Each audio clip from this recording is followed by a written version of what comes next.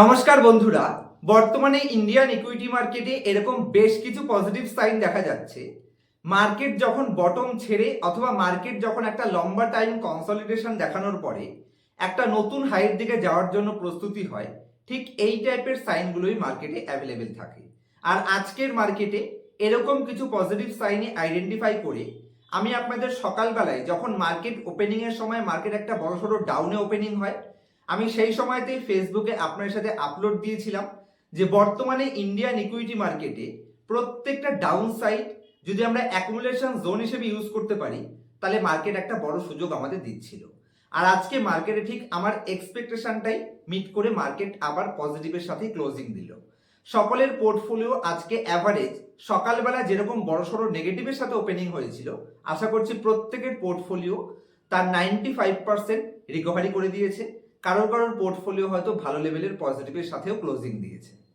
এমন কি পজিটিভ সাইনগুলো মার্কেটে বর্তমানে দেখা যাচ্ছে, যেই সাইনগুলোর মাধ্যমে আমি আমার এক্সপিরিয়েন্স এবং নলেজকে ইউজ করে বোঝার চেষ্টা করছি, বা এরকম বেশ কিছু পজিটিভ সাইন পাওয়া যাচ্ছে যেগুলোর মাধ্যমে আমার মনে হচ্ছে যে ইন্ডিয়ান মার্কেট নতুন হাইতে যাওয়ার জন্য পারফেক্টলি প্রস্তুত রয়েছে।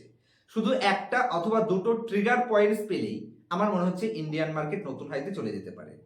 সেই পয়েন্টসগুলোই এই ভিডিওতে আপনার সাথে এক এক করে যেই পয়েন্টসগুলো আমি এখানে নোট করে রেখেছি, যেগুলোর মাধ্যমে ইন্ডিয়ান ইকুইটি মার্কেট আমাদের একটা পজিটিভ ভাইবস দিচ্ছে যে প্রত্যেকটা নেগেটিভ মার্কেটে যেদিন যেদিন মার্কেট বড়সড় ডাউনে ওপেনিং হবে, সেগুলোকেই আমাদের অ্যাকুমুলেশন জোন হিসেবে কেন ইউজ করা উচিত, এই লজিকগুলো শুনলেই আপনারা যথেষ্ট পরিমাণে কনফিডেন্স পাবেন এবং আশা করছি একটা বাম্পার অপরচুনিটিকে আপনারা গ্র্যাব করতে পারবেন।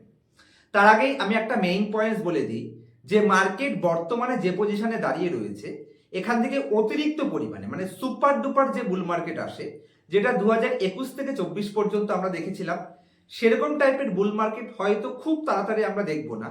তবে অ্যাভারেজ মার্কেট নতুন হাইতে যাওয়ার জন্য না, মাথায় রাখবেন মার্কেট নতুন হাইতে গেলেই কিন্তু এখান থেকে মার্কেটে অনেক বড় বড় সুযোগ আসবে। তো নতুন হাইয়ের জন্য এই পয়েন্টসগুলো বলা হচ্ছে, যে কারণে আমরা মোটামুটি একটা ডিসেন্ট যেসব রিটার্নগুলো, আমি এখানে পার্সেন্টেজ বলতে পারছি না, যেটা আমি মেম্বারশিপের মিটিংয়ে বলতে পারি, কারণ সেবির অনেক এখন রুলস এবং রেগুলেশনস হয়েছে, ওপেন ইউটিউবে অনেক কিছু বলা যায় না। তো আমি বলবো 65 এবং 35 রুলটাকে আপনারা ফলো করবেন। যারা আমার চ্যানেলের পুরনো ভিউয়ার্স, তাদের কাছে এই পয়েন্টসটা ক্লিয়ার রয়েছে। আর যাদের কাছে ক্লিয়ার নেই, আমি চেষ্টা করব কালকে মঙ্গলবার দিন 8:30 অথবা 9টার সময় রাত্রিবেলায় একটি লাইভের অ্যারেঞ্জ করা, এই সমস্ত পয়েন্টসগুলো আপনার সাথে ডিটেল ওপেন প্ল্যাটফর্মে ডিসকাস করার জন্য কথোপকথনের মাধ্যমে আমি ইনডাইরেক্টলি বুঝিয়ে দেওয়ার চেষ্টা করব। তো সবার প্রথম 65% কোর পোর্টফোলিওটা কোরের জন্য রাখতে হবে, যেটা একটু লং টার্ম ভিউ থাকবে। আর 30 থেকে 35% যে ক্যাপিটাল অথবা ম্যাক্সিমাম 40%, এটাকে বারবার রোটেট করতে হবে। এরকম ডিজিট যে সমস্ত মানে বড় বড় প্রফিট যে সমস্ত কোম্পানিগুলো দেবে, সেখান থেকে শিফটিং করে অন্য কোনো কোম্পানিতে বারবার রোটেশন করতে হবে। তাতে করে দেখবেন বেটার পারফর্ম করতে পারবেন। তবে 15-20% বা 25%-এর প্রফিটে তাড়াহুড়ো করবেন না, আরো বড় বড় যে প্রফিটগুলো আসবে সেখান থেকে কিন্তু শিফটিং করবেন। কতটা অনেক কিছু এখানে বলতে পারছি না, আমি বুঝতেই পারছি না আমার ভয়েস শুনে। সবার প্রথম ইন্ডিয়ান মার্কেট কি পজিটিভ সাইন দেখাচ্ছে।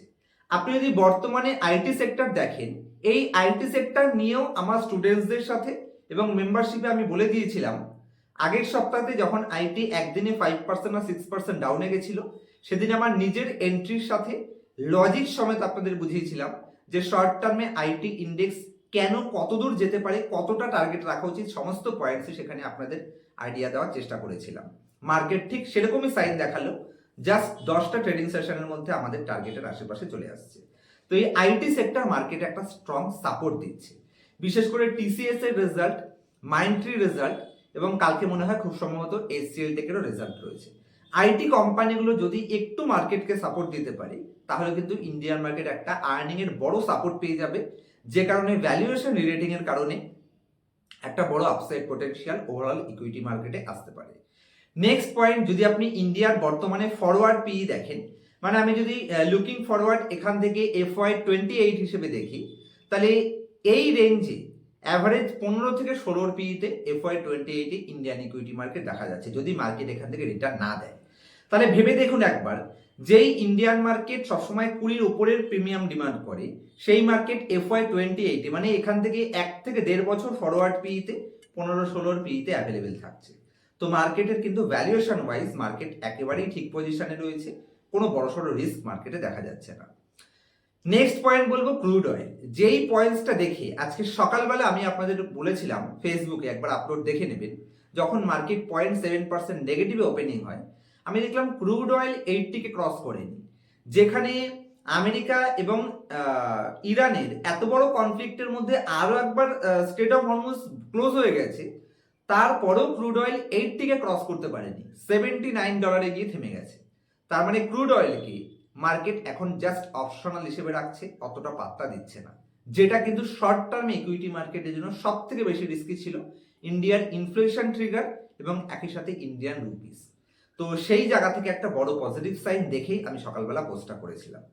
আর নিয়ার ফিউচারে কিন্তু যখনই ডোনাল্ড ট্রাম্প একটু শান্ত হবে, শান্ত ওনাকে হতেই হবে, আজ না হোক 6 মাস পরে, আর এটা যদি কন্টিনিউ হতে থাকে তাহলে 1-1.5 বছর পরে, যেরকম বর্তমানে রাশিয়া ইউক্রেন যুদ্ধ এখনো চলছে কিন্তু কেউ তার নাম পর্যন্ত নেয় না, সেম পয়েন্টসে গিয়ে এক জায়গায় দাঁড়িয়ে যাবে।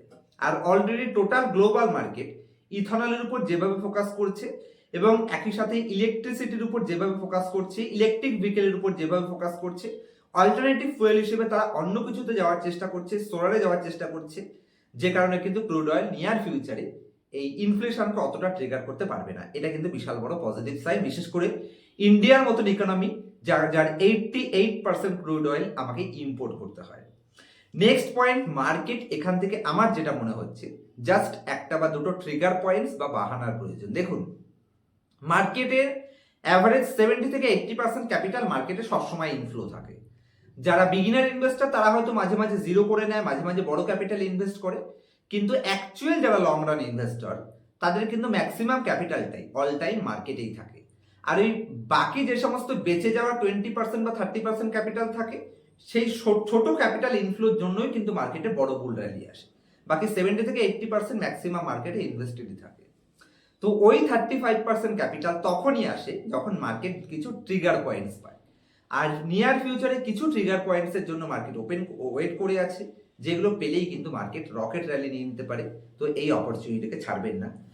বর্তমানে যদি কোনো কোম্পানিতে অতিরিক্ত বড় বড় পজিটিভ আছে, সেখান থেকে শিফটিং করে বেশ কিছু হাই কোয়ালিটি কোম্পানি যারা একেবারে লো ভ্যালুতে ট্রেড করছে, সেরকম কোম্পানি অবশ্যই আমার মনে হয় আপনাদের চেক আউট করা প্রয়োজন, এবং একটা পারফেক্ট ডিসিশন নিতে পারলে ফিউচারে রোটেশন করেও আপনি বড় প্রফিটের অপরচুনিটিকে গ্র্যাব করতে পারবেন। নেক্সট পয়েন্ট বলবো এফআইআই। দেখুন, অতীতের যদি আপনি 2 বছর দেখেন, এই টাইমটা ইন্ডিয়ান মার্কেট একটা অতিরিক্ত ওভারবট জোনে চলে গেছিল, ভ্যালুয়েশন এক্সট্রিমলি হাই হয়ে যাচ্ছিল, এফআইআই একটা বড় ক্যাপিটাল আর্নিং করেছে এবং আর্নিং করে অতিরিক্ত পরিমাণে লিকুইডিটিও ছিল। রিটেল ইনভেস্টর এবং ডিআইআই যেভাবে দাবি ইনভেস্ট করেছে, তারা হাই লিকুইডিটিও পেয়েছে, বড় প্রফিটে তারা প্রফিট বুকিং করে কোরিয়ার মতন মার্কেটে, তাইওয়ানের মতন মার্কেটে তারা শিফটিং করে নিয়েছে, যেখানে সেই সময় লো ভ্যালুতে ছিল। এবং এআই ডেভেলপমেন্টের জন্য বর্তমানে সে সমস্ত মার্কেট এক্সট্রিমলি রিস্কি জোনে চলে গেছে, মানে এত বড় বড় রিটার্ন দিয়েছে যে সেসব মার্কেট বর্তমানে রিস্কি জোনে। তো সেখান থেকে আবার যখন লিকুইডিটি পাবে, তারা কিন্তু আবার সেখান থেকে রোটেট করে অলরেডি কোরিয়ান মার্কেট থেকে কিন্তু বহুত বড় পরিমাণে এফআইআই সেলিং করেছে। সেই ক্যাপিটালগুলো ইন্ডিয়ান মতন কান্ট্রিতে বা এশিয়ান মার্কেটে ফিউচারে আবার কিন্তু আসবে। আর এশিয়ান মার্কেটের মধ্যে ইন্ডিয়া এবং চায়না বর্তমানে বেস্ট পজিশনে রয়েছে। তো সেই হিসেবে এফআইআই ইনফ্লো ইন্ডিয়ান ইকুইটি মার্কেটকে নিয়ার ফিউচারে একটা বড় পজিটিভ ট্রিগার পয়েন্টস দিতে পারে, যেই ট্রিগার পয়েন্টসের জন্য মার্কেট একটা উপরের দিকে যেতে পারে। নেক্সট পয়েন্টে বলবো আইপিও। দেখুন, আইপিওর সিগন্যাল একটা পজিটিভ সাইন, কারণ আইপিওকে আমরা মার্কেট মুড ইন্ডিকেটর বলে থাকি। ভালো করে পয়েন্টসটা বোঝার চেষ্টা করবেন। আপনারা একটা প্যাটার্ন দেখবেন, যখন মার্কেট পুরো সেন্টিমেন্ট নেগেটিভ থাকে তখন কোনো কোম্পানি কিন্তু আইপিও আনে না। কেন আনে না? কারণ নেগেটিভ মার্কেট সেন্টিমেন্টে তারা হায়ার ভ্যালুয়েশন ডিমান্ড করতে পারবে না, বরঞ্চ পজিটিভ মার্কেট সেন্টিমেন্টে ইউফোরিয়ার বেনিফিট নিয়ে তারা মার্কেট থেকে লো গ্রেডেড কোম্পানিকেও হাই ভ্যালুয়েশনে তারা লিস্টিং করাতে পারবে। আর যখন আইপিও মার্কেটে আসা শুরু হয়, তখন বুঝতে পারবেন যে মার্কেট ধীরে ধীরে পজিটিভ সাইনের অপেক্ষা করছে, বা মার্কেটের নেগেটিভ সাইন অন্ততপক্ষে শেষ হয়ে গেছে। আর ইন্ডিয়ান মার্কেটে ঠিক সেম সাইনটাই দেখতে পাচ্ছেন, এক এক দিনে 3-4টে করে আইপিও আসা শুরু হয়ে গেছে। তার মানে মার্কেট বটম ছেড়ে চলে এসেছে, এটা আমার নিজস্ব ওপিনিয়ন। এরকম বেশ কিছু সাইন, মার্কেটের সাইকেল এবং এই মার্কেট মুড ইন্ডিকেটর, এগুলো আমি আমার স্টুডেন্টসদের সাথেও কভার করে থাকি। তো এটাও মার্কেটের একটা বড় ভিউ আমাদের সামনে এনে দিচ্ছে। নেক্সট বলবো ভ্যালুয়েশন সাপোর্ট। আপনি যদি ভ্যালুয়েশন সাপোর্ট দেখেন, তাহলে আইটি সেক্টরের আর্নিং যদি একটু পজিটিভ চলে আসে, ব্যাংকিং সেক্টর যদি একটু সাপোর্ট করে, তাহলে কিন্তু ডেফিনেটলি ইন্ডিয়ান মার্কেট আবার এখান থেকে বড় ভ্যালু ক্রিয়েশন করতে পারে। কারণ বর্তমানে আমরা জানি যে 20 আশেপাশের পিইতে রয়েছে, একটু আর্নিং বেড়ে গেলেই কিন্তু পিই সস্তা হয়ে যাবে, তখন মার্কেট এই রেঞ্জে দাঁড়িয়ে থাকবে না, মার্কেট আপসাইডের জন্য ঘোরার চেষ্টা করবে। আর বর্তমানে নিফটির পিই রেশিও দেখুন, মার্কেট ক্যাপ টু জিডিপি হিসেবে দেখুন, বা ইনফ্লেশনের পয়েন্টসে দেখুন, বা আপনি স্ট্যাগফ্লেশনের পয়েন্টসে দেখুন, কোনো দিক থেকে ইন্ডিয়ান মার্কেট এখান থেকে বড় কারেকশন বা ক্র্যাশের সাইন কিন্তু দেখাচ্ছে না। তার মানে আমার যেটা মনে হচ্ছে যে মার্কেট এখান থেকে একটা নতুন র্যালি নিয়ে তারপরে যা কিছু করবে। তো আমি আমার পয়েন্টসগুলো আপনার সাথে রাখার চেষ্টা করলাম। বর্তমানে ইন্ডিয়ান মার্কেটের ভ্যালুয়েশন সাপোর্ট করছে, আইটি সেক্টরের আর্নিং আমাদের ভ্যালুয়েশন আরো সস্তা করতে হেল্প করতে পারে, তার সাথে নিয়ার ফিউচারে ব্যাংকিং সেক্টরেও একটা ভালো করার স্কোপ থাকতে পারে। এবং একই সাথে আমরা যদি ফরওয়ার্ড পিই ক্যালকুলেট করি FY28-এ, তাহলে ইন্ডিয়ান মার্কেট 15, 16, 17 পিইতে আসছে, যেটা কিন্তু একেবারে সেফ জোন, এবং সেখান থেকে কিন্তু অ্যাভারেজ একটা রিটার্ন মার্কেট দিয়ে থাকে। আর বাকি যা যা সাইনের প্রয়োজন সেগুলো তো ট্রিগার পয়েন্টস করলেই মার্কেট আপসাইড র্যালি নিয়ে নিতে পারে। তো আমি আমার পয়েন্টসটা রাখলাম, আপনারা আপনাদের ফাইনাল ভিউটা, আপনাদের যদি দ্বিমত থাকে সেটাও কমেন্ট সেকশনে জানাবেন। আর আমার মতের সাথে যদি আপনাদের মত ম্যাচ করে, আপনার ফিনান্সিয়াল অ্যাডভাইজারের সাথে কনসাল্ট করে দেখবেন, আশা করছি আপনাদের আমার ভিউটাই ফাইনাল ভিউ বলে মনে হবে।